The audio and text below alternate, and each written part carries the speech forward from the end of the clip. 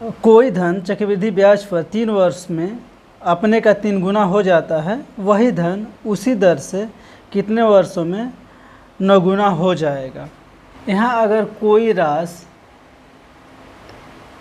T1 वर्ष में, कोई राशि T1 वर्ष में A1 हो जाता है, फिर T2 वर्ष में A2 हो जाता है, T2 वर्ष में A2 हो जाता है। कोई धन चक्रवृद्धि ब्याज पर 3 वर्ष में अपने का 3 गुना हो जाता है। अगर मूलधन 1 हो तो 3 अपने का 3 गुना, यानी कि जो पहला अमाउंट हो रहा है 3 गुना, 1 है तो 3 हो जाएगा। कितने समय में?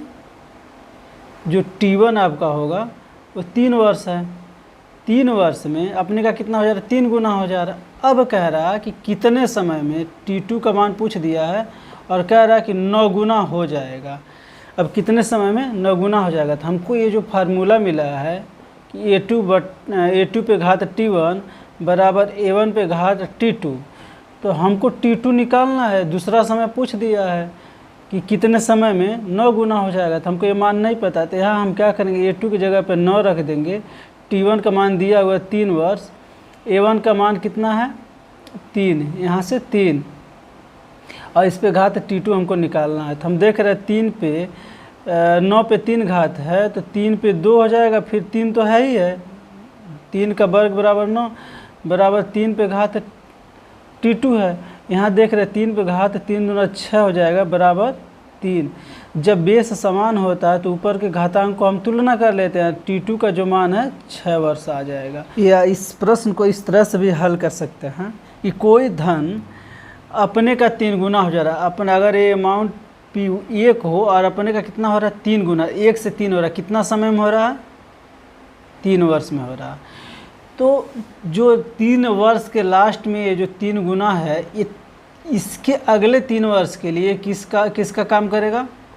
मूलधन। आगे के लिए मूलधन का काम करेगा। इसका मतलब ये हुआ कि ये जो भी मूलधन होगा अगले 3 वर्ष में सेम समय में ये अपने का 3 गुना होगा। पहले अगर ये 3 गुना हो रहा है, पहले 3 वर्ष में 3 गुना हो रहा है, तो इसका मतलब ये हुआ कि ये अगले 3 वर्ष के लिए ये मूलधन का काम करेगा, और ये जो मूलधन होगा ये अपने का 3 गुना हो जाएगा। इसका मतलब ये हुआ कि 1 से 3 हुआ तो अगले वर्ष में 3 गुना हो जाएगा, तो कितना हो जाएगा? 9 हो जाएगा। तो हमको सवाल में, प्रश्न में यही कहा है कि 1 से 3 वर्ष में 3 गुना हो रहा है, तो कितने समय में आपका 1 से 9 गुना हो जाएगा। तो पहले 3 वर्ष में 3 गुना, फिर अपने 3 गुना यानी 9 गुना हो गया। 1 से हम देखेंगे तो 9 गुना हो गया। तो पहला 3 वर्ष और अगला 3 वर्ष कुल मिला करके 6 वर्ष हो गया। आप इस प्रश्न को इस तरह से भी हल कर सकते हैं।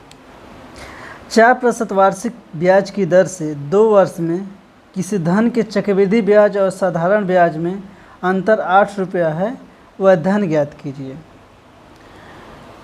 तो इस प्रश्न में दिया क्या क्या है? दर दिया है 4% वार्षिक, समय 2 वर्ष, CI और SI चक्रवृद्धि ब्याज और साधारण ब्याज का अंतर 8 रुपया। पूछा क्या है?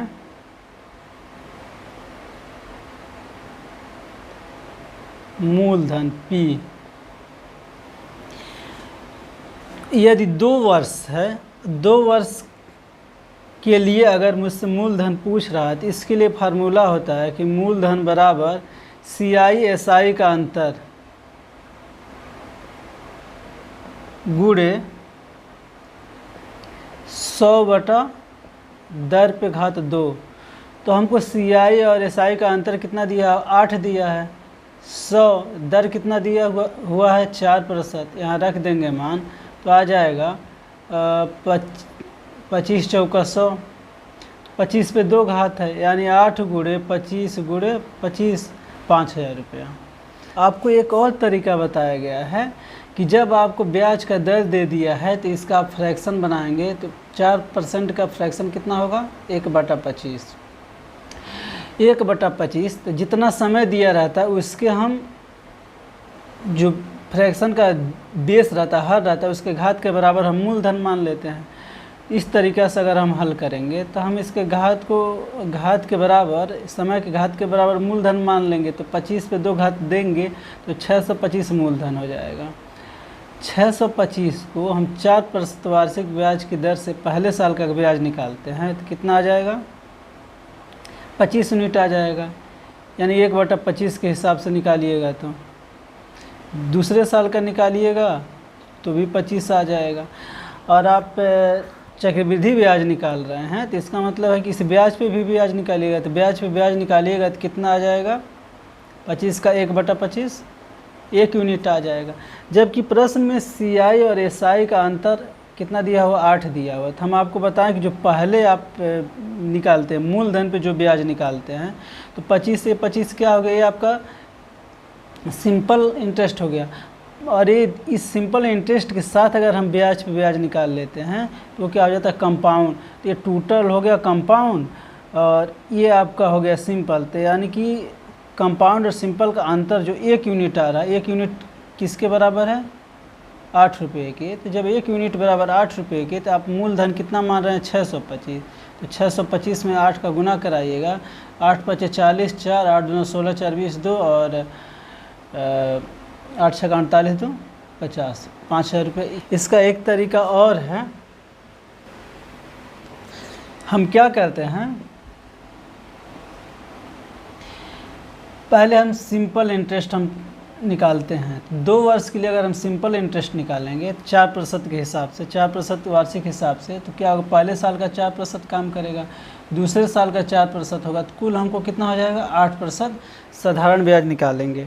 उसके बाद अगर हम कंपाउंड इंटरेस्ट निकालते हैं तो इसका मतलब ये हुआ कि पहले साल का हम 4% निकालेंगे, दूसरे साल का 4% निकालेंगे, लेकिन ये कंपाउंड तब होगा जब इस पे हम ब्याज निकालेंगे। तो 4 पे अगर हम 4% निकाल दें, 4% निकाल दें तो इसका मतलब ये 4 × 4/100, तो 4 × 4 = 16/100 हो जाएगा, यानी कि 2 स्थान पे दशमलव आ जाएगा। तो इसका मान कितना हो जाएगा, 0.16। तो हम देख पा रहे हैं कि कंपाउंड इंटरेस्ट का जो मान आ रहा है 4 × 4 = 8, 8.16% आ रहा है। तो जो अंतर CI SI का राशि जो 8 रुपये आ रहा है किसके बराबर आ रहा है, क्योंकि जब हम SI 8% घटा दे रहे हैं CI में से, 8.16 में से, तो ये जो मान लीजिए अगर मूलधन X हो तो X का अगर हम 0.16% निकाल रहे हैं तो यही हमको 8 रुपये के बराबर है। ये जो 8 रुपये ज़्यादा आ रहा है यही 0.16% की वजह से ज़्यादा आ रहा है। इसको हम अगर कैलकुलेशन करते हैं तो x बराबर कितना हो जाएगा, 8 × 100, 3 गुणा होगा बटा 0.16। अगर यहाँ से हम दशमलव हटा देते हैं तो फिर इधर हम 100 का गुना कर देते हैं, तो कैंसिल आउट करते हैं, 8 से 2 गया और यहाँ 50 आ जाएगा, तब भी मान कितना आ जाएगा, 5000 आ जाएगा। अगला प्रश्न देखिए, एक धनराशि के 5 वर्ष के चक्रवृद्धि ब्याज और साधारण ब्याज में अंतर 11,051 रुपया है। यदि ब्याज की दर 10% वार्षिक हो तो वह धन ज्ञात कीजिए। यहाँ देखिए आपका जो समय 5 वर्ष, जब समय ज़्यादा देता है तो आपका कैलकुलेशन बढ़ जाता है। CI और SI का जो अंतर दिया हुआ कितना दिया हुआ, 11,51 रुपया। दर कितना दिया हुआ है, 10% वार्षिक। पिछले हम कई मेथड बताएं जिसमें हमको आसान लगा कि अगर हमको ज़्यादा कैलकुलेशन करना होगा तो हम उस फार्मूले को यूज करेंगे जो हमको आसान होगा। 5 वर्ष में हमको अगर पूरा मूलधन पे अगर लगाना हो तो हम एक ही बार 50% निकाल लेंगे, तो हम टोटल 5 वर्ष का साधारण ब्याज। जब हम CI कैलकुलेशन करते हैं तो यहाँ देखते हैं कि पहले साल का 10%, दूसरे साल का 10%, तीसरे साल का 10%, चौथे साल का 10%, पाँचवें साल का 10%। लेकिन यहाँ ये SI से CI कब होगा, जब हमें इंटरेस्ट पे इंटरेस्ट निकालें। इसको हम इंटरेस्ट पे इंटरेस्ट निकालने के लिए एक ये तरीका है कि हम इस तरीके से, जो हमको फार्मूला पहले बताया गया था x + y + x y वाले मेथड से 2-2 करके हम सॉल्व करते हुए चले जाएं। दोनों 10-10% को अगर हम सॉल्व करते हैं तो कितना आएगा, 21% आएगा। इसको दोनों को सॉल्व करते हैं तो कितना आ जाएगा, 21% आ जाएगा। यहाँ 10 का 10 ही उतर गया। अब ये 21% को दोनों को एक साथ सॉल्व करते हैं तो यहाँ 21 होगा, यहाँ 21 होगा तो कितना हो जाएगा, 42 हो जाएगा। और फिर 21 गुणे 21 कितना होता है, 441। तो 2 स्थान पे दशमलव आ जाएगा तो 42, और यहाँ 4 कितना आ जाएगा, 46.41%। और इधर कितना रह गया, 10%। अब इसको हम कैलकुलेशन करते हैं तो हम पाते हैं कि 46.41 और 10 तो कितना हो जाएगा, इन दोनों को ऐड करेंगे तो 56.41, और इसमें 10 का गुना कराएंगे बटा 100 करेंगे। 10 का गुना कराएंगे दशमलव यहाँ आ जाएगा, और 100 से करेंगे दशमलव यहाँ आ जाएगा। यानी कि इसमें 56.41 में कितना जोड़ देंगे हम, 4.641, 15016। टोटल कितना आ जाएगा, अगर हम CI कैलकुलेशन करते हैं तो 61.051% आ जाएगा। हम कैलकुलेशन कर पा रहे हैं कि CI का मान कितना है, 61.051, और SI कितना है, 50। दोनों का हम अंतर निकालते हैं, CI और SI दोनों का हम इसका परसेंटेज का अंतर निकालते हैं, CI और माइनस SI का, तो कितना आएगा, 50 माइनस कर देंगे तो कितना आएगा यहाँ से, 11.051%। यानी कि 11.051% ये जो राशि आ रहा है मूलधन का, अगर हम मूलधन इसका P रहा होगा, P का हम इतना परसेंट निकाले होंगे, इतना परसेंट निकाले होंगे तो इसके अंतर के बराबर रहा होगा। तो P बराबर कितना हो जाएगा, 11.051 बटा, ये वाला बटे में चला जाएगा 11.051, और बटे वाला इधर गुणे में जाएगा तो 100 हो जाएगा। यहाँ ये 3 स्थान पे दशमलव, तो इसको अगर दशमलव को हम हटा देते हैं तो इधर हम 1000 से गुना कर देंगे। यहाँ देख रहे हैं ये राशि इससे कैंसिल हो गया, मूलधन आ जाएगा। अगला प्रश्न देखिए, 16,400 रुपये के ऋण को 5% वार्षिक ब्याज की दर से 2 समान वार्षिक किस्तों में चुकाया जाना है। प्रत्येक किस्त का मान ज्ञात कीजिए। जो ऋण है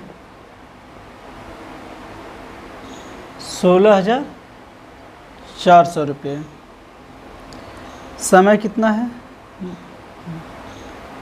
2 समान वार्षिक, यानी कि समय है 2 किस्त,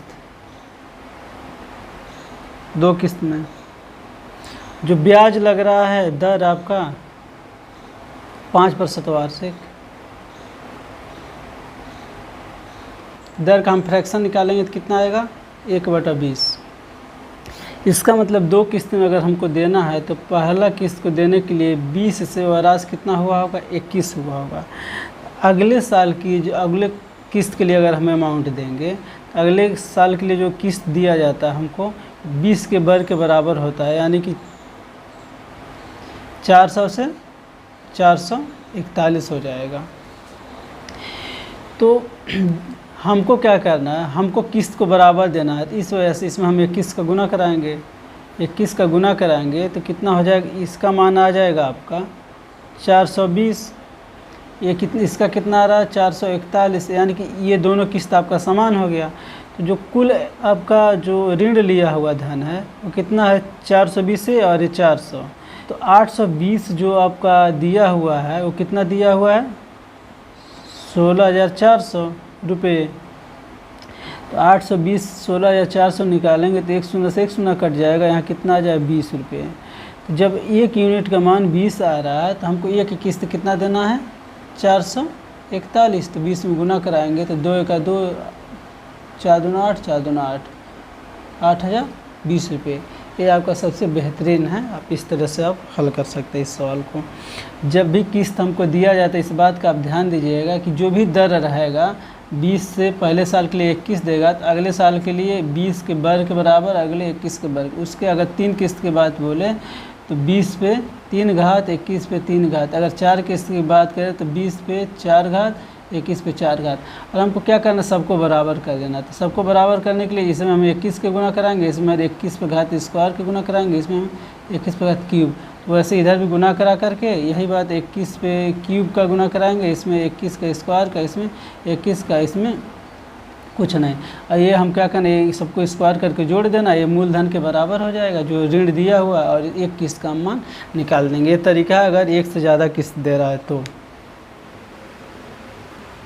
आइए अगला प्रश्न, किसी राशि का 2 वर्ष का चक्रवृद्धि ब्याज 328 रुपये तथा साधारण ब्याज 320 रुपया है, तो ब्याज का दर ज्ञात कीजिए।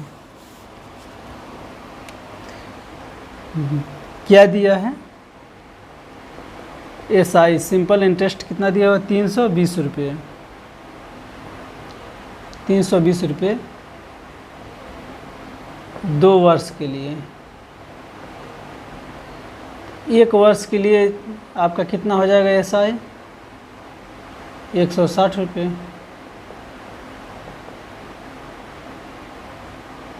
2 वर्ष के लिए 320 दिया है, तो 1 वर्ष के लिए कितना हो जाएगा, 160 हो जाएगा।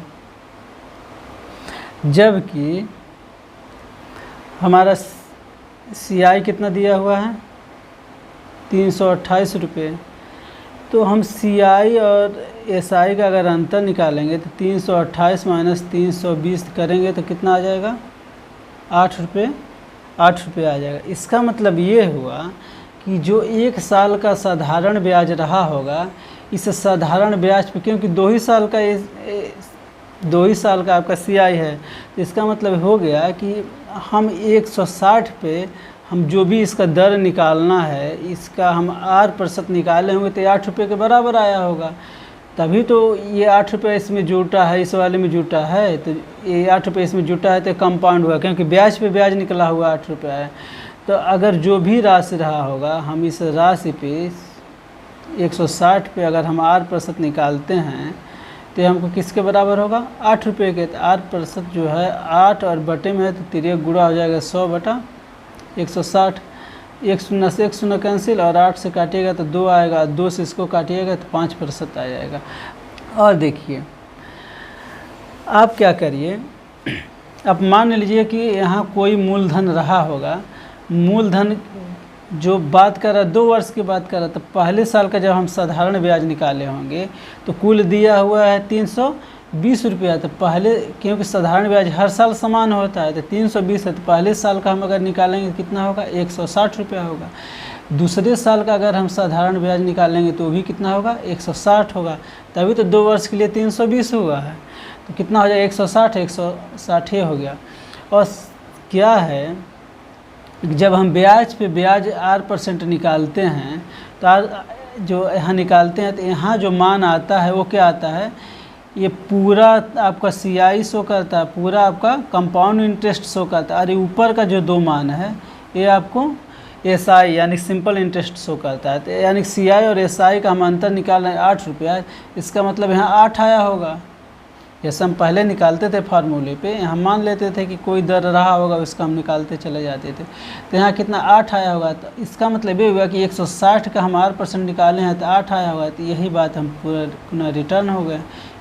160 का हम 8% निकालेंगे तो 8 का आया होगा, तो हम फिर R बराबर 5%, इस तरीके से भी हल कर सकते हैं, इस तरीके से।